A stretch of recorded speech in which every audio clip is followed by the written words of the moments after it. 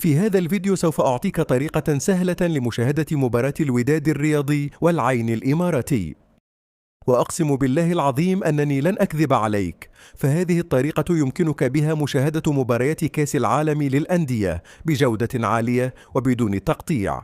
هذه الطريقة فقط القليل من الناس يعرفونها، ولن يتطلب منك الأمر إلا ضغطة زر واحدة، وستجد نفسك في قلب الحدث العالمي.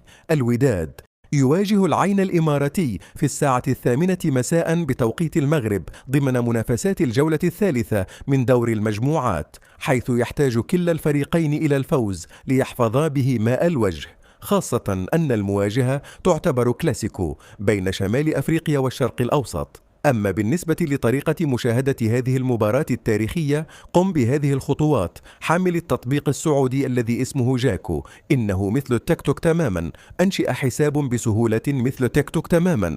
اذهب إلى محرك البحث واكتب مباراة الوداد والعين مباشرة، وفرجة ممتعة مع بثوث مباشرة بجودة ممتازة. وأقسم بالله أنني أقول الحق، وشكرا على تفاعلكم مع قناتي، وإلى اللقاء.